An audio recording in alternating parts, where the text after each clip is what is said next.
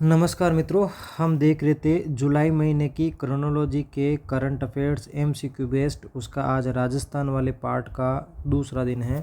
सबसे पहले हम सवाल देखते हैं कि जून 2026 में राजस्थान में एक विशेष कार्यक्रम में इंडियन हेल्थ केयर लीग का मतलब है कि जो भी हेल्थ केयर से जुड़े हुए, स्वास्थ्य से जुड़े हुए पेशेवर हैं, उनके लिए क्रिकेट की प्रतियोगिता का सीज़न 2 होने वाला है। उसका ब्रांड एम्बेसडर किसे नियुक्त किया गया? अब आपको ब्रांड एम्बेसडर का पता है कि जो भी इंडियन क्रिकेट टीम में अभी पॉपुलैरिटी के पीक पे हैं उसी को नियुक्त किया जाएगा। क्रिकेट से मामला है। कृष्ण नागर का संबंध क्रिकेट से नहीं है, अवनी लेकरा का संबंध क्रिकेट से नहीं है। हालांकि उनको नियुक्त कर सकते हैं लेकिन पॉसिबिलिटी ज़्यादा क्रिकेट की है। खलील अहमद अभी उतनी फॉर्म में नहीं है और अभी सबसे पॉपुलर खिलाड़ी है रवि बिश्नोई, राजस्थान के स्पिन बॉलर। उनको ब्रांड एम्बेसडर नियुक्त किया गया है। इस तरीके से एलिमिनेट करते जाओ, आपको कुछ भी याद रखने की ज़रूरत नहीं है। देखो, इंडियन हेल्थ केयर लीग याद हो ही गया। रवि बिश्नोई जोधपुर के, ये तो आपको पता हो ही गया। ये दुनिया की सबसे बड़ी लीग है, यही हो गया। अब इनका महिला कार्यक्रम चालू करने की ज़रूरत है, सोच रहे हैं ये, जिसको बोल लेंगे सी, तो महिलाओं के लिए सी। कुछ भी ऐसा नहीं है, थोड़ा सा अंडरस्टैंडिंग बेस रीडिंग पे ध्यान दीजिए बस आप। फिर यह है कि जो बैडमिंटन टूर्नामेंट का पैरा यानी कि जो अपंग दिव्यांग हैं उनका फ्रांस में इंटरनेशनल गेम्स हो रहा है। उसमें एक राजस्थानी खिलाड़ी ने पुरुष एकल में स्वर्ण पदक जीता। भाई, बैडमिंटन के पैरा में राजस्थान का एकमात्र पॉपुलर खिलाड़ी कृष्ण नागर हैं। यदि आपने एक बार विभिन्न प्रकार के पॉपुलर राजस्थान के 40 से 50 खिलाड़ियों की सूची बना ली तो उसके बाद आपका इंटरनेशनल इवेंट में लगभग कॉमन सवाल हो जाएगा। क्योंकि विवेक झांझड़िया, सुरेश, ये आपने उसमें ओलंपिक वगैरह में देखे होंगे, ये सब पैरा ओलंपिक्स में भाग लेते हैं। ये सब भाला फेंक प्रतियोगिता में है, ये है ही नहीं उसके बैडमिंटन के। तो कृष्ण नागर भी हैं। मैं आपको फ़ोटो लेकर आया हूँ। इस कृष्ण नागर जैसे खिलाड़ी की आप फ़ोटो देख लीजिए। ये आपके परमानेंट दिमाग में छप गया तो लगभग आने वाले 2-3 साल में ये जो इंटरनेशनल टूर्नामेंट जीतेगा उसमें आपको एलिमिनेशन करने और चुनाव करने में आसानी रहेगी। तो ये बात हो गई। इन्होंने पेरिस का जो ओलंपिक हुआ था उसमें स्वर्ण पदक जीतने वाले चार्ल्स नॉक्स को नक्काशी अनाई है इन्होंने।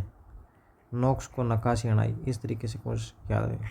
तो ये जो भाई साहब कृष्ण नागर साहब ने जीता है। एक जो थोड़ी सी छोटी इन्फॉर्मेशन हो, ये परीक्षा में तो मेरे हिसाब से गोल्ड मेडल ही आएगा, लेकिन आ सकता है। तो कृष्णा ने मिक्स डबल का मतलब है कि 2 खिलाड़ी इधर खेलेंगे, 2 खिलाड़ी इधर खेलेंगे। उसमें कृष्णा का सहयोगी था नित्याश्री सुमुति सिवन उसके साथ, और पुरुष में उसके साथ ही था शिवराज सोलाई मलाई, उसके साथ उन्होंने कांस्य पदक जीता है। तो ये भी आप याद रखना, कांस्य पदक भी जीता है। अगले सवाल की तरफ बढ़ते हैं कि बीसीसीआई ये जो वाइट बॉल में तो T20 का IPL आ गया, लेकिन ये रेड बॉल में इमर्जिंग मेंस का टूर्नामेंट कर रहा है ताकि भारत की जो ए टीम है उसके लिए टेस्ट के लिए बढ़िया प्लेयर मिल सके। उसके लिए टीम 2 का कोच राजस्थान के खिलाड़ी को नियुक्त किया गया है। तो उसका नाम क्या है? तो ये सभी नाम कन्फ्यूजिंग करने वाले, क्योंकि राजस्थान के पॉपुलर खिलाड़ी है सभी, ये रणजी खेलने वालों से संबंधित है। तो यदि आपकी न्यूज़पेपर पर अच्छी पकड़ है, क्रिकेट की अंडरस्टैंडिंग है, तो फिर आप जान सकते हैं। वरना ये अंशु जैन और एक टीम और टीम 3 को विनीत सक्सेना को कोच बनाया गया है। तो ये राजस्थान से संबंध रखते हैं, इसलिए आपको थोड़ी जानकारी रखनी चाहिए। अंशु जैन और विनीत सक्सेना, अंश की विनती, ऐसा कुछ कर सकते हैं। तो इन दोनों को टीम 2 और टीम 3 के लिए कोच नियुक्त किया गया है, जो कि प्रथम श्रेणी के टूर्नामेंट खेल चुके हैं। इन्हें बीसीसीआई के सेंटर ऑफ एक्सीलेंस बेंगलुरु में ये रेड बॉल का टूर्नामेंट होगा। फिर परफॉर्मेंस के आधार पर श्रीलंका जाने वाली इंडिया ए टीम के लिए सिलेक्शन करेंगे। तो ये जो 4 टीमें बनाई गई है उसमें 2 टीमों के कोच राजस्थान के अंशु जैन और विनीत सक्सेना हैं। अगली तरफ बढ़ते हैं। आगे सवाल है कि ये जो राजस्थान प्रीमियर, जो ये इंडियन प्रीमियर लीग है, उसकी तर्ज पे बहुत सारी प्रीमियर लीग बन रही है। तो राजस्थान प्रीमियर लीग बनी है बैडमिंटन के लिए। उसमें जो प्रथम फ्रेंचाइजी आधारित जो टूर्नामेंट हुआ उसमें क्या कि पुरुषों का खिताब किसने जीता और महिलाओं का खिताब किसने जीता। तो बैडमिंटन का जो सबसे सशक्त प्लेयर और शक्तिशाली प्लेयर होगा वही जीतेगा। तो इसमें आपको एक ट्रिक बनाई है मैंने दोनों की। देखो, सबसे पहले टूर्नामेंट हुआ है जयपुर के अंतर्गत। ज़्यादातर सोफिस्टिकेटेड बढ़िया टेक्नोलॉजी जो स्टेट लेवल के टूर्नामेंट होते हैं वो जयपुर में ही हो रहे हैं। तो सबसे पहली बात तो ये है। और ये प्रथम बार हो रहा है फ्रेंचाइज आयोजित। और उसमें पुरुषों की जो टीम है उसमें चित्तौड़ ने हराया है फाइनल में जोधपुर ने, यानी कि चीते ने मिंटू के जोध को हराया। जोध मतलब लड़का, मिंटू का मतलब बैडमिंटन, और चीते ने जोध को हराया। इस तरीके से चित्तौड़ ने जोधपुर को हराया। यदि आपको याद में नहीं रहे तो इस प्रकार के एसोसिएशन का कुछ सोच कर सकते हैं। फिर पिंक सिटी वाले जयपुर ने शेखावटी सीकर वाले को हराया, तो पिंकी ने शेख को हराया। इस तरीके से कुछ कनेक्ट करके जोड़ के याद कर लेना। अपन को सिर्फ 2 महीने याद करके MCQ टाइप का सही उत्तर टिक करना है बस। उसके बाद पुरुष टीम में चित्तौड़ स्मैकर्स के विवेक को सर्वश्रेष्ठ, उसमें विवेक था और विवेक की वजह से बैडमिंटन बढ़िया खेला और इसलिए उसका सर्वश्रेष्ठ खिलाड़ी का अवार्ड मिल गया। अभी राजस्थान के लेवल पे भी ये मिसेज टूर्नामेंट वगैरह होते रहते हैं, तो उसमें सवाल है कि ये जो मिसेज राजस्थान का 9वां सीजन करवाया गया जिसमें सबसे ब्यूटीफुल लड़की का चयन करना होता है, तो उसमें श्वेता कंसाना, ये पहले से ही श्वेत है और हम भारतीय तो श्वेत में ब्यूटी का दूसरा प्रतीक ही श्वेत को मानते हैं, तो श्वेता कंसाना ने जीता है। उन्होंने कहा कि इनका मूलभूत पेशा क्या है, तो ये डेंटिस्ट है भाई, और डेंटिस्ट रहते हुए इन्होंने अपना जो मूल टैलेंट है या फिर जो मूल हॉबी है उसको छोड़ा नहीं, और आज इन्होंने जामडोली में होने वाले इस प्रोग्राम में राजस्थान का मिसेज का खिताब जीता है। श्वेता बनी मिसेज राजस्थान फ्यूजन ग्रुप द्वारा जामडोली में है, ये कभी आएगा नहीं होटल का नाम। मिसेज 2000 का 9वां सीजन जीता है। ये डेंटिस्ट है। बस 3-4 चीज़ें काम की होती है एक करंट अफेयर की न्यूज़ में, क्योंकि ये सब खबरें PIB से कनेक्ट होके आ रही हैं, इसलिए सब चीज़ें आपको याद रखनी चाहिए। मैंने एक यूट्यूब पे वीडियो भी बना रखा है जिसमें मैंने कहा है कि ये जो टेलीकॉम कम्युनिकेशन का सब इंस्पेक्टर का राजस्थान का पेपर हुआ था उसमें 12 के 12 सवाल कॉपी पेस्ट किए हैं, उन्होंने वर्ड भी चेंज नहीं किया है। जहाँ के बाद से आना है तो के बाद से ही लिखा है। क्वांटम कंप्यूटिंग से रिलेटेड सारे के सारे 12 सवाल वहाँ PIB से कॉपी पेस्ट किए हैं। तो चूँकि ये सारी खबरें PIB से है इसलिए सबको एक बार निकालना ज़रूरी है। बाकी खबरों में कोई दम नहीं है, जनरल इन्फॉर्मेशन है कि पेरिस में मोदी जी गए थे, वहाँ पर बांजुर मोदी, बांजुर का मतलब फ्रांसीसी में होता है नमस्ते मोदी जी, वो कार्यक्रम किया गया। उसमें राजस्थान की एक विशेष प्रस्तुति दी गई, केसरिया बालम पधारो नी हमारे देश। तो उसका नेतृत्व किसने दिया है भाई? राहिस भारती नाम के एक कल्चरल हीरो ने किया। इसका नाम रखा गया दोआब जिप्सिस ऑफ राजस्थान। कैसे याद रखोगे? बालम राह पर है, बालम आ रहा था वो राह पर, ये बालम मतलब केसरिया बालम, राह से हो गया राहिस। और पधारो ने मारो देश केसरिया बालम की प्रसिद्ध गायिका मांड गायिका अल्लाह जिलाबाई जिसका हाल 2 दिन पहले निधन भी हुआ था। तो ये आपको बेसिक करंट अफेयर से पता है। ये इसमें घूमर का नृत्य भी किया गया। तो 3 बातें होंगी, फ्रांस बांजुर मोदी केसरिया बालम अल्लाह जिलाबाई, और ये राहिस नाम का लड़का दोआब जिप्सिस ऑफ राजस्थान और घूमर का राइन। बस अगली खबर ये है कि राजस्थान की एक साहित्य की खिलाड़ी राइटर को अवार्ड मिला है। वो अवार्ड का नाम है जयपुर की किस साहित्यकार को उत्कृष्ट साहित्य अवदान के लिए सुभद्रा कुमारी, ये सुभद्रा कुमारी चौहान भारत की फेमस लिटरेचर राइटर में से रही है। तो उसको 2026 का सम्मान किसे दिया गया? ज्योतिष याद रखना, ज्योत्सना सक्सेना, ज्योत्सना सक्सेना। शुभ ज्योति है, कुछ ऐसा एसोसिएशन करके याद रखना। शुभ ज्योति का मतलब शुभ से हो गया सुभद्रा कुमारी चौहान, ज्योतिष हो गया ज्योत्सना सक्सेना। कुछ भी नहीं है ये, बस इतना सा यदि आपको रह गया तो बाकी इन्फॉर्मेशन में कोई दम नहीं है। ये जो प्रोग्राम है वो सिंगापुर के लिटिल इंडिया कार्यक्रम में आयोजित किया गया। इनका जो शोध पत्र है वह सहज योगा का वैश्विक प्रभाव है। आपको पता है कि योगा को भारत के प्रयास से UN ने 2014 में अंतर्राष्ट्रीय योग दिवस मनाने का निर्णय लिया था। उस आधार पर करंट अफेयर्स भारत की प्रतिष्ठा को ध्यान में रखते हुए उन्होंने रिसर्च का टॉपिक चुना और उसको डेपिक्ट किया साहित्य में और अवार्ड मिल गया। फिर एक छोटी इन्फॉर्मेशन है कि डॉक्टर मीनू बेरीवाल है, उसको प्रतिष्ठित diamond of Asia international award से सम्मानित किया गया। तो ये भी लाइन आप मीनू डायमंड, मीन डायमंड, मछली का डायमंड, कुछ ऐसा कैसा कनेक्ट करके याद होना चाहिए बस MCQ के लिए। अभी एक बहुत सिंपल इन्फॉर्मेशन है कि राजस्थान का जो शीर्ष संगठन है बैडमिंटन संघ, उसकी आम सभा में निर्विरोध अध्यक्ष किसे चुना गया? तो गजेंद्र सिंह शेखावत को। पहले से यही थे, वापस यही चुने हैं। गजेंद्र सिंह शेखावत इंडियन राजस्थान की पॉलिटिक्स में एक फेमस पर्सनालिटी है, तो आपको वैसे उनकी शक्ल याद है तो उनको एक ये भी याद रख लेना कि राजस्थान बैडमिंटन संघ के वापस इनको अध्यक्ष चुना गया 4 साल के लिए। सचिव के शर्मा ये भी राजस्थान की वर्तमान मिनिस्ट्री में मंत्री हैं। कोषाध्यक्ष जाकिर हुसैन और JP भट्ट चयन समिति की। नहीं, आपको अध्यक्ष याद रखना है बैडमिंटन संघ का। यदि आप न्यूज़पेपर पढ़ते हैं तो बैडमिंटन के अध्यक्ष का, संघ का अध्यक्ष का बार बार बयान आता है, तो फिर आप ये भी समझ जाओगे कि अच्छा बार बार गजेंद्र सिंह शेखावत का नाम आ रहा है, तो वो वैसे याद हो जाएगा।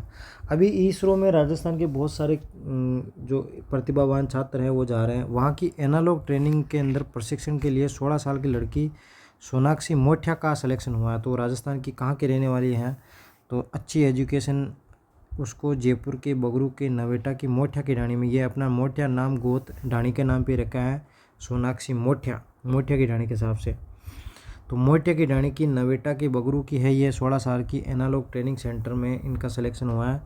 और इसके अलावा इसमें कुछ भी इन्फॉर्मेशन नहीं है। एनालॉग को आपको पता है कि डिजिटल के बजाय जो संख्या में डिजिटल सारणी चलती है उसको एनालॉग बोलते हैं।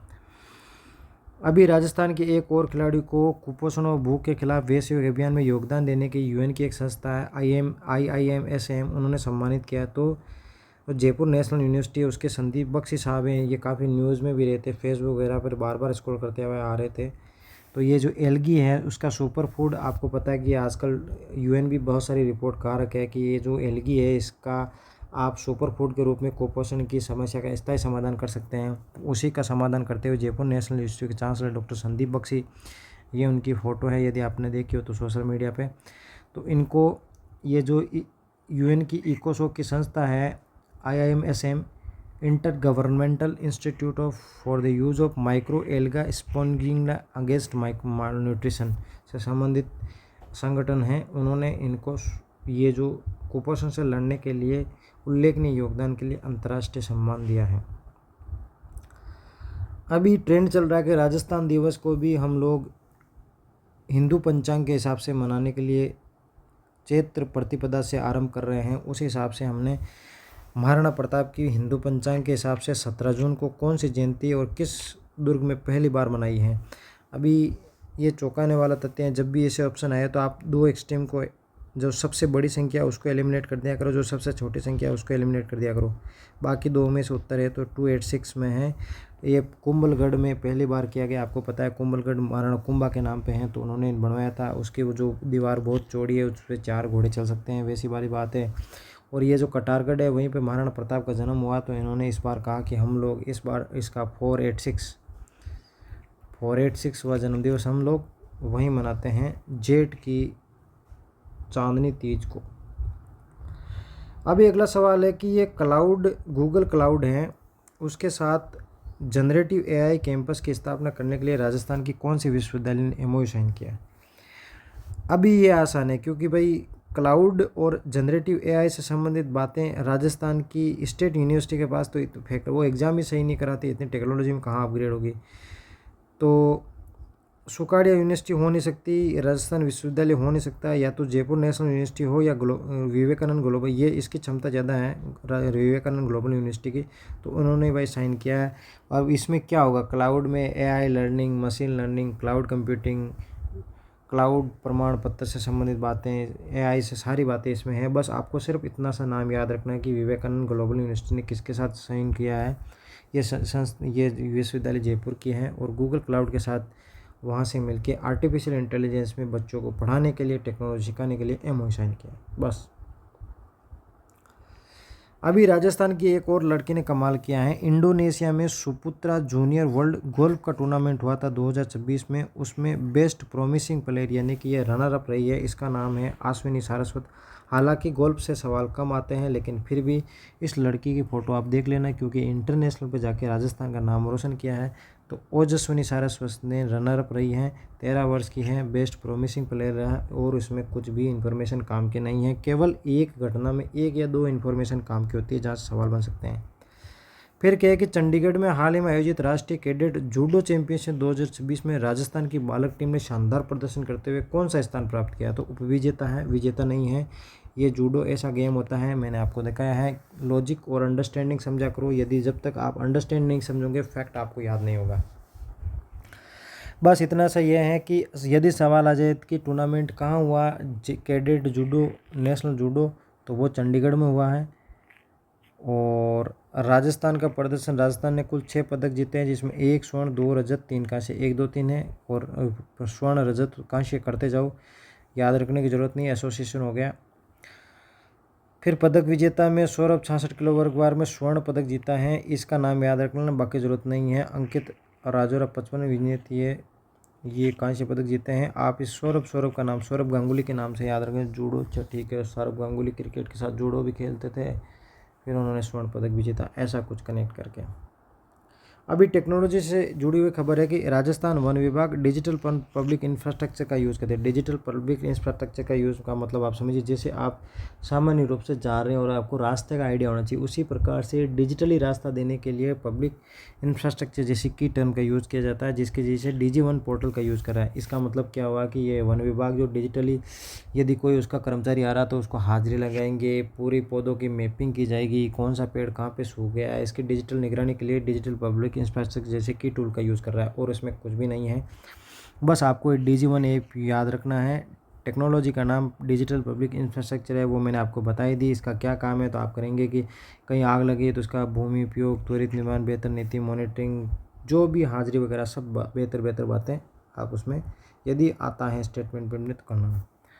एक ये सहकारिता के मामले में भारत सरकार बहुत ज़्यादा जोर दे रही है, तो उसका 8वां सम्मेलन एक तो जम्मू कश्मीर के श्रीनगर में हुआ। पहली चीज़, उसमें राजस्थान की कुछ प्रशंसाएं की गई है, तो उसकी उपलब्धियों से संबंधित बातें इसमें सब सही है कि राजस्थान में बहुउद्देशीय सहकारी समिति में 1969 संस्थाओं का गठन किया है। 6785 BBSL ये बीज खाद्य संबंधित चीज़ों को जोड़ा है, EPR पोर्टल में इतने जोड़ा है। प्रथम स्थान रहा कुल मिला के। ये बहुत मुश्किल है कि ये आंकड़ा पूछे भी, तो इसमें 2 9 हैं बहुउद्देशीय सहकारी समितियाँ, बीज इतनी दी हैं, EPR पोर्टल में इतने लस की, कुल मिलाकर प्रथम स्थान रहा है। ये लाइन आप याद रखना, और वहाँ पे प्रशंसा की गई है।